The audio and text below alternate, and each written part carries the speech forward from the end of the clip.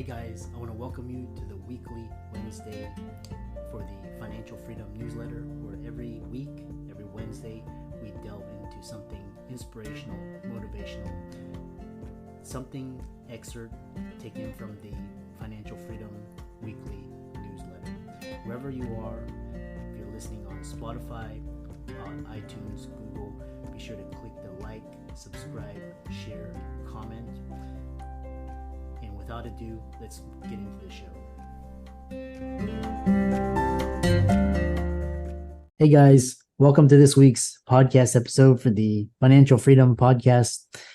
And I have a very special guest for you today, Lauren Fernandez. She is CEO and she's going to talk to us all about business scalability and branding power. She's going to talk about business growth. And if you're tuning in on YouTube, the background is actually real. It's Grand Teton. So we're going to talk about location freedom, time freedom, and I'm happy to welcome Lauren to the stage. Welcome. Thank you so much, Christopher. I'm so excited to hang out with you today. Yeah, I know you are the season leader of Allegrow, the business modernization agency, and so tell the audience about your story, your background, and how you got started. Absolutely. So I started a company, probably like most of the people who are watching this, not particularly on purpose. I had a passion for communications and was in kind of the right place at the right time. So back when I was in college, you had to have a college email address to be on Facebook. And so I talked a couple of small businesses, including a couple of small physician practices, into letting me run what was back then their social network marketing. That was almost 15 years ago.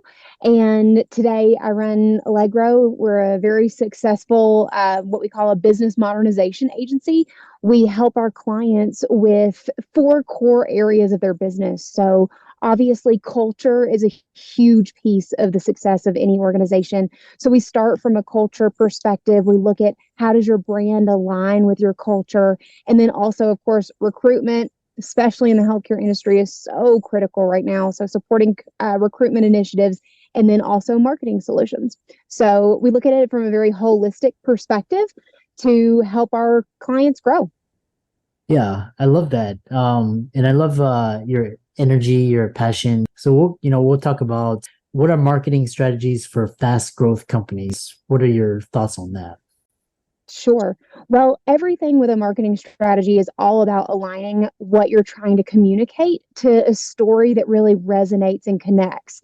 So if you're looking to recruit new practitioners for your practice, that story is very different than you looking to create a marketing strategy focused around attracting new patients. One of the things that we look at when we're talking about marketing strategies is what really makes your story special and unique.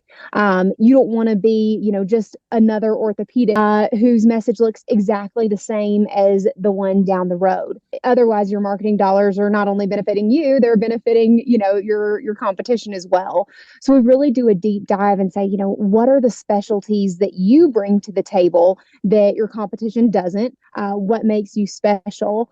And digging in there before diving into tactics. But with a practice that's looking to grow quickly, it can be everything from referral partnership marketing strategies, community outreach through social media and influencer marketing. There's 100 ways to do it, but the most important thing is figuring out what makes you unique, like making sure that message is crystal clear and also short, because God only knows no one's attention span is very long these days. And then coming up with the tactic that makes sense. Yeah, it's interesting because, for the modern age and with our shortened attention spans, you talk about these new, low cost, very high growth marketing strategies. And what about recruitment for the modern age? Sure. So recruitment for the modern age starts with culture. How are you offering a position that's going to be more attractive to, your potential new team member than, the organization, not only down the road these days, but also nationwide, because there's so many opportunities that are remote. So looking at your company culture and saying, what are we offering? What are our benefits? What is our competition doing? And then coming up with, again, like marketing, smart messaging to help attract those ideal candidates. But getting really, really clear about who you want to hire is a critical piece of that. Yeah. The other question I had was this idea where your physician practices, private practices is kind of going through the wayside because their hospitals are now merging, and then sure. And also like private equity is coming in and buying up these positions. There's a lot of consolidation. So absolutely. So how are you driving growth in private equity backed companies? So that's really where we specialize, is partnering with private equity firms to help them roll up these brands so that they can create bigger impact. Especially as a physician, you're looking at, you always want to have an exit strategy. Starting with the end in mind is the true way that you reach financial freedom as a physician. Because at the end of the day, when you're further down in your career, you don't want to continue doing surgery or seeing patients. Like, you want to have something that has a viable exit strategy. And private equity is a great exit strategy for a lot of physicians that we work with. So when you're looking at what could be my exit strategy, or how could I potentially attract private equity, it's very similar to a lot of the things we've already been talking about. What is my message strategy? Do I have well structured processes within my organization that can be scaled and integrated into a larger practice? Those are just some of the things. What does my EBITDA look like? Those are some of the things that PE firms are looking for. How and what effect of artificial intelligence are you seeing on your strategies and how you're as you're delivering value and helping clients? So for us, the power of AI in the communications world is the streamlining of research. The internet is so vast these days, and to be able to utilize tools with AI to streamline that process is so critical to streamlining efficiency. So our team is currently using AI for a lot of different recruitment, marketing, culture initiatives, and it's focused on, getting that research done as quickly as possible, and then adding the human touch to it. So whether you're utilizing it to generate ideas for social media posts, or developing a process around how are we going to recruit, our newest set of nurses, letting AI generate that starting point for you, and then, customizing it to align with the operational initiatives of your own organization, can really speed some things up. So we're definitely constantly testing. Our team has a fun little get together that they do. So our team is fully remote. We used to have a 7,000 square foot office in St. Petersburg, Florida, pre-pandemic. But in our own optimization of our culture, we did go fully remote. So we have a virtual get together that we do on a weekly basis that they call In Case You Didn't Know. And so one of the things that they're constantly looking at is what, new AI tools are out there that can help in streamlining anything we're doing. So there's so much opportunity. Yeah. And how are you fostering work-life balance in fast-growth businesses? That's a great question, and it's definitely a challenging one. So you mentioned that my background is real. I am in the Grand Tetons right now. My husband and I really have been huge advocates for being able to build a life that you love, and still being super productive and successful, because it's totally possible these days in a way that it wasn't maybe even a decade ago, whether that's through remote work, boundaries. But we actually sold everything that we owned. We had the big house, the fancy cars, all in St. Petersburg, Florida, about 5 years ago. Decided to sell it all and started traveling full time. So we spend about 50% of our time here in the States traveling in an Airstream van, and 50% of it international, just traveling the world. But doing so, working remote the entire time, and we've been able to continue to grow and scale our company while we do it. And it means that I have a cooler background than almost anybody in the room typically. Yeah. I actually thought that was a Zoom background, but it's yeah. So you're embodying, you've got financial, you got location, you got time, you got health freedom. True. This is like the four pillars of freedom. And how do you build a dynamic culture for business growth? With a nomadic lifestyle. So it's all about, true, I think, leadership in building great quality culture. Um, I think it's one thing for us to be able to lead and live a lifestyle that embodies that, but, showing that in more than just, I think transparency as a leader is a big piece of it.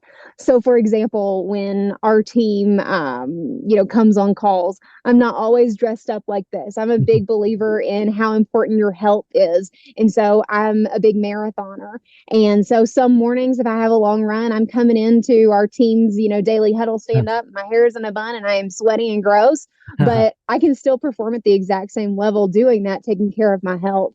And so, they see us and see me living that life, and also encouraging them to do the same. That's a constant conversation we do, one-to-ones, or what we call O3s for our organization, for the team members that each of our managers manage. And we're part of those conversations are, what are you excited about? How are you feeling about your work-life balance? What are you doing outside of work that you're finding joy in? So incorporating that into the conversations, although may have been, a little more, you know, not as cool 10 years ago, to really craft a culture that's based around, the human beings that, work and thrive in your company. So those conversations are, totally normal. So that's part of how we do it. We also encourage our clients to do similar things. And maybe that particular example doesn't make sense for your business, but it's about, who you are as a leader and how you're fostering the culture that you want to be building. And talk about creating business scalability and branding power. Everything that we do for our clients is about building scalability. And so that's why we focus on those four core areas of communication as far as culture, branding, recruitment, and marketing go. Because if you can figure out how to align all four of those elements, your organization is really going to be set to scale.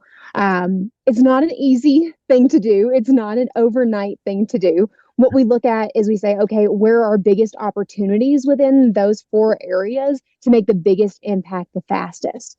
I can promise you the answer is never social media marketing. It's always going to be something that, is more core to your company. It can create more of a trickle down effect. But those are the things that we look at for how do we, create the biggest impact the fastest, to create growth and scale. Yeah, fascinating. Yeah, I really love this idea that you're doing in your company. How can people contact you, follow you, reach out to you, check out your work, etc.?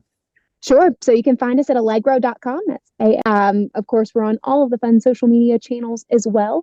And yeah, you can find me on LinkedIn at Lauren Dam. Yeah, and for all the audience out there, let's thank Lauren for coming onto the show and giving her knowledge and expertise. And all of her resources will be in the links and show notes. And thanks so much for coming onto the podcast. Absolutely. Thank you so much for having me, Christopher. It was a pleasure.